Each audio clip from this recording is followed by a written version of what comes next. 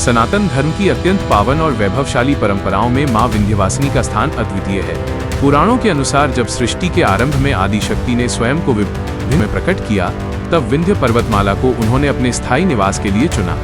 श्रीमद्देवी भागवत पुराण में वर्णित है कि विंध्य पर्वत ने कठोर तपस्या करके माता को प्रसन्न किया था और उनसे वरदान मांगा था कि वे सदा सर्वदा के लिए उनके शिखर पर वास करें।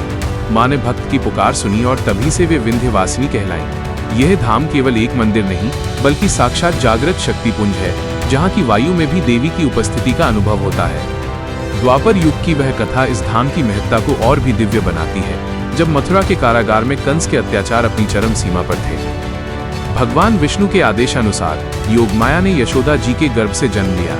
जब वासुदेव जी ने बालक कृष्ण को गोकुल पहुंचाया और उस कन्या योगमाया को मथुरा लेकर आए, तब पापी कंस ने उसे काल समझकर पत्थर पर पटकने का प्रयास किया, परंतु वह कन्या साक्षात शक्ति का स्वरूप थी। वे कंस के हाथों से छूटकर आकाश में अष्टभुजा रूप में प्रकट हुईं और अट्टहास करते हुए उसे चेतावनी दी कि उसका वध करने वाला जन्म ले चुका है। इसके पश्चात लोक कल्याण के लिए मां ने विंध्य पर्वत को अपना धाम बनाया। मान्यता है कि आज भी जो भक्त विंध्यवासिनी के दर्शन करता है, उसे वही सुरक्षा और आशीष प्राप्त होता है जो कृष्ण अवतार के समय देवताओं को मिला था। विंध्याचल का आध्यात्मिक भूगोल भी अत्यंत रहस्यमयी और ऊर्जावान है।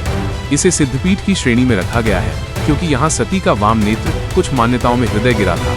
यह विश्व का एकमात्र ऐसा स्थान है जहाँ देवी विंध्यवासिनी के रूप में पूर्ण विग्रह में विद्यमान है, न कि केवल किसी प्रतीक के रूप में। यहाँ की त्रिकोण यात्रा का आध्यात्मिक विज्ञान अद्भुत है।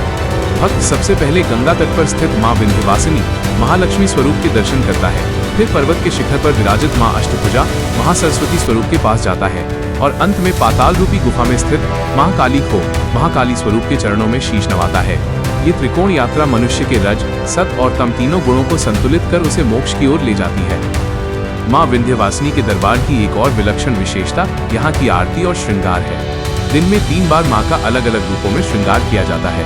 प्रातः काल में वे कन्या के रूप में सौम्य दिखती है, दोपहर में युवा राज राजेश्वरी के रूप में तेजमयी और रात्रि में वृद्धा के रूप में शांत और करुणामयी। तंत्र शास्त्र के ज्ञाता मानते हैं कि विंध्याचल की पहाड़ियों में आज भी अनेक सिद्ध संत और अदृश्य शक्तियां मां की आराधना में लीन रहती हैं। यहाँ के कजरहवा तालाब और सीताकुंड जैसे स्थान रामायण काल की स्मृतियों को भी जीवंत करते हैं, जिससे ये सिद्ध होता है कि हर युग में ये भूमि शक्ति का केंद्र रही है।